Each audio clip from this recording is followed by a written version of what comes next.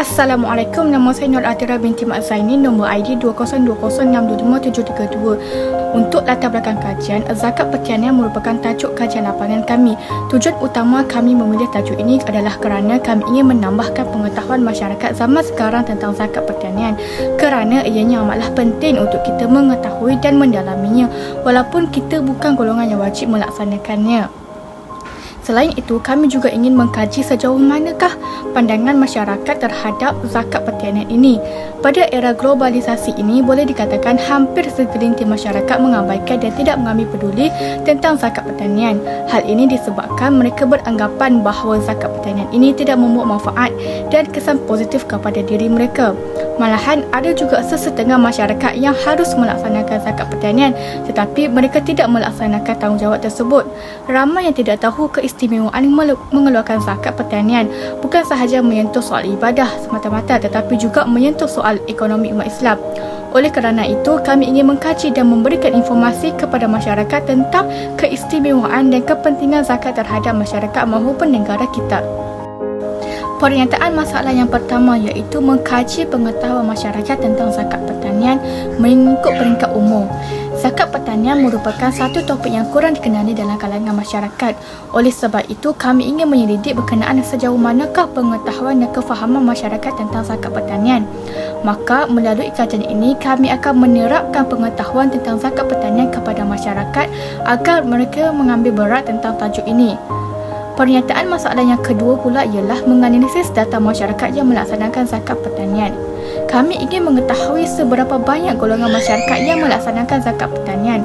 Masalah ini sangat penting untuk dikaji. Hal ini kerana melalui analisa ini kami dapat mengetahui bahawa golongan ini telah menyumbangkan dan meningkatkan hasil ekonomi umat Islam. Di samping itu, kami juga ingin mengkaji masalah golongan yang wajib melaksanakan zakat pertanian tetapi mereka tidak menjalankan tanggungjawab tersebut. Melalui kajian ini, kami dapat memberikan kesedaran kepada masyarakat yang tidak menunaikan kewajipan mereka agar mereka menitik beratkan tentang zakat pertanian ini. Assalamualaikum warahmatullahi wabarakatuh. Nama saya Nur Aina Syazwani binti Saleh. Nombor kad pelajar saya 2020887432. Assalamualaikum warahmatullahi wabarakatuh. Nama saya Nur Syahmina Suha binti Iskandar. Nombor ID 2020882186. Zakat pertanian adalah zakat yang dikenakan ke atas makanan utama bagi sesebuah kelompok manusia yang dapat mengenyangkan yang telah cukup nisab dan haulnya. Antara contoh-contoh tanaman yang perlu dizakatkan adalah seperti padi, kurma, jagung, gandum dan sebagainya. Di dalam surah Al-Baqarah ayat ke-267 jelas menunjukkan bahawa Allah Subhanahu Wa Taala mengingatkan kita untuk mengeluarkan zakat pertanian ke atas hasil tanaman yang telah dikurniakan oleh Allah dan mengeluarkan zakat daripada hasil tanam-tanaman yang baik-baik sahaja. Menurut Pusat Pengurutan Zakat, tujuan kita mengeluarkan zakat pertanian ini adalah kerana untuk menunjukkan tanda kesyukuran kita kepada Allah Subhanahu Wa Taala yang telah mengurniakan kita hasil tanam-tanaman dan buah-buahan. Antara syarat-syarat menunaikan zakat pertanian adalah yang pertama Islam.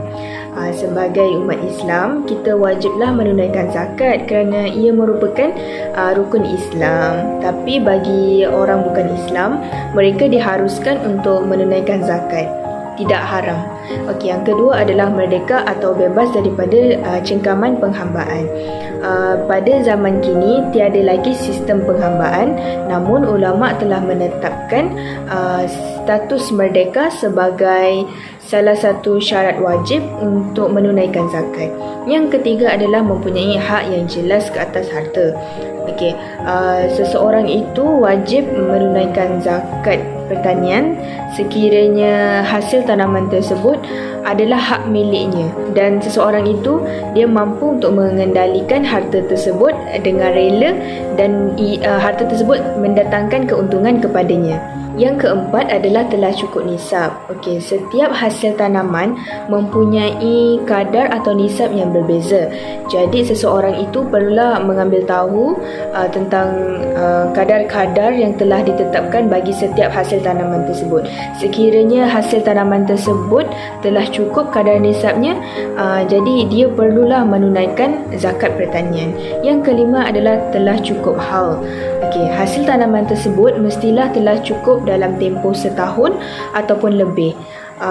Asas ukuran haul ini adalah kita menggunakan tempoh Masihi. Yang terakhir sekali, harta tersebut berkembang atau berpotensi untuk berkembang.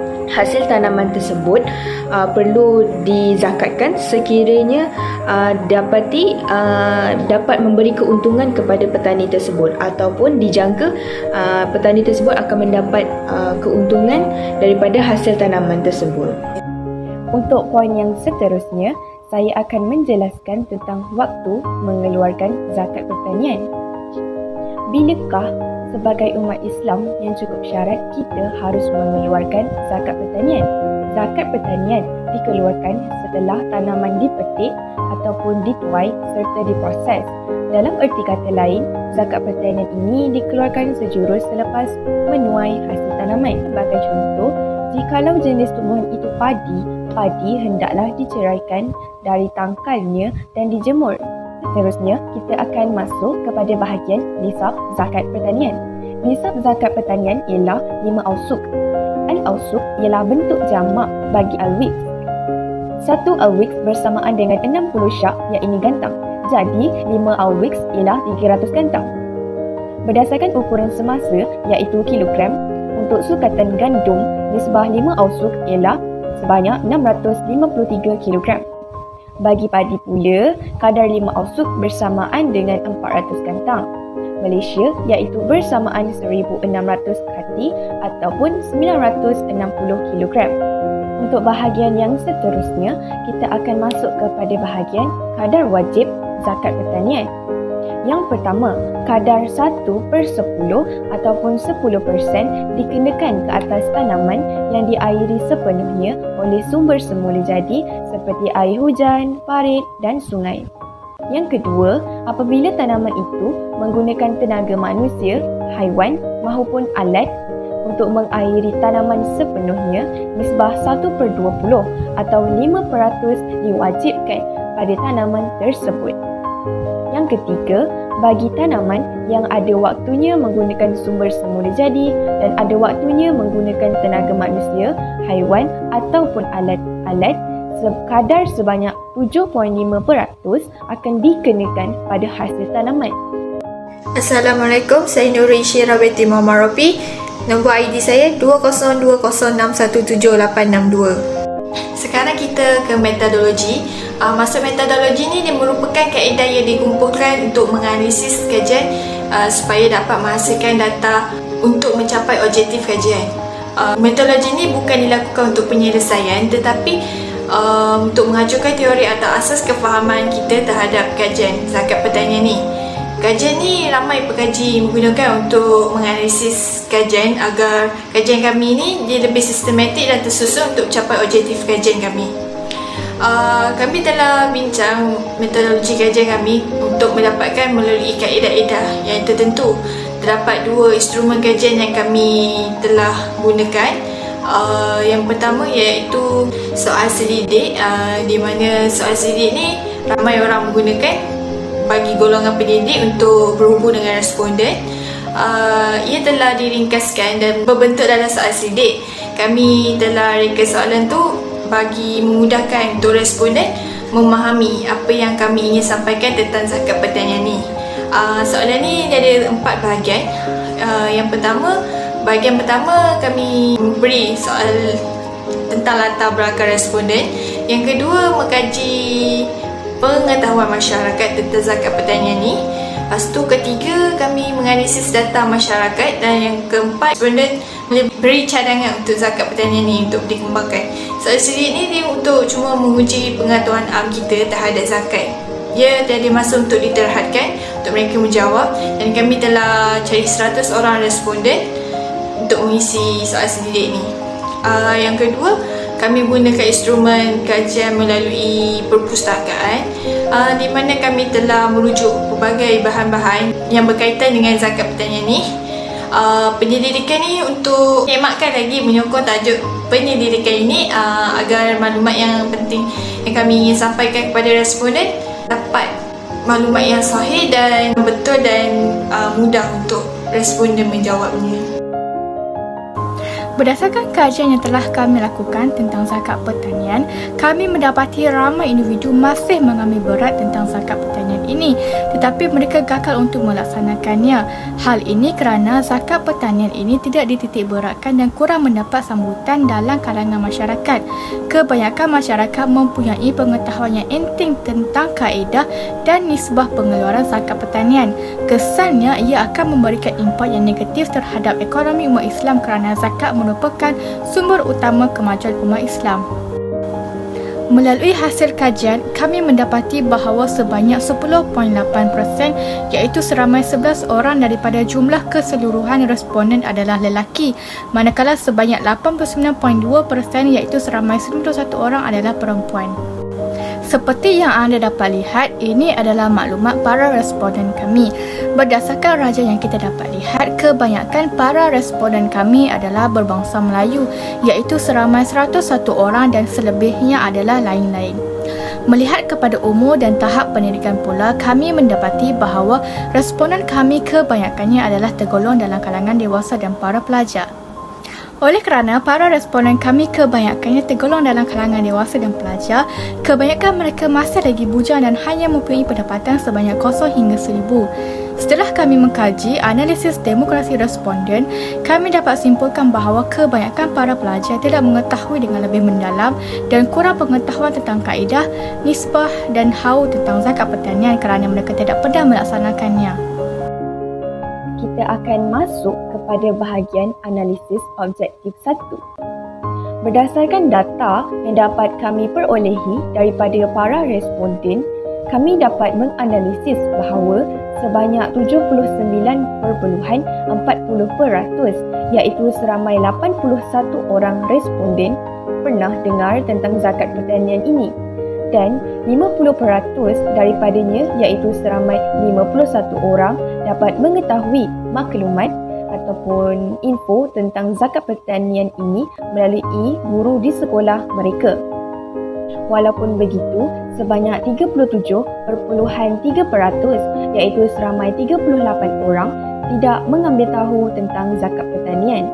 Selain itu, analisis yang dapat kami perolehi ialah sebanyak 53% iaitu sebahagian daripada jumlah keseluruhan responden pernah dengar tentang zakat pertanian tetapi tidak tahu cara ataupun kaedah maupun nisbah pengeluaran tentang zakat pertanian ini.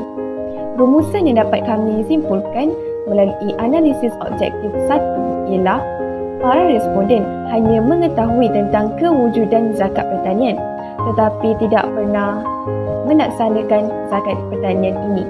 Berdasarkan hasil kajian kami dapati seramai 97% daripada responden tidak pernah melaksanakan zakat pertanian. Hal ini kerana kebanyakan daripada responden adalah pelajar dan mereka tidak mempunyai pekerjaan sebagai seorang petani. Yang seterusnya adalah seramai 72.3% daripada ahli keluarga responden yang bekerja sebagai petani tidak melaksanakan zakat pertanian.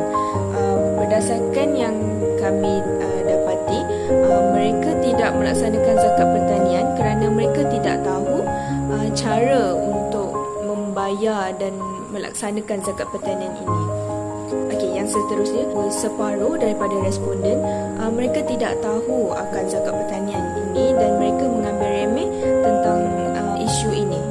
Namun, majoriti daripada responden bersetuju bahawa zakat pertanian ini dapat memberi kebaikan kepada para petani. Mereka bersetuju bahawa dengan melakukan zakat pertanian ini dapat membantu dan mengembangkan lagi ekonomi umat Islam. Daripada kajian yang telah kami laksanakan, kami dapat berkongsi ilmu kepada masyarakat dan responden tentang zakat pertanian ini, dan majoriti daripada mereka kini tahu akan kepentingan serta kebaikan daripada zakat pertanian ini. Namun ada segelintir daripada mereka yang tidak tahu akan kaedah serta cara untuk membayar zakat pertanian ini. Oleh itu, pihak yang bertanggungjawab perlulah melaksanakan tugas mereka untuk mendedahkan lagi ilmu-ilmu tentang zakat pertanian ini kepada masyarakat agar mereka dapat melaksanakan zakat pertanian ini. Kesimpulannya, yang kami dapat dari kajian zakat ni ialah dia penting untuk masyarakat ketahui.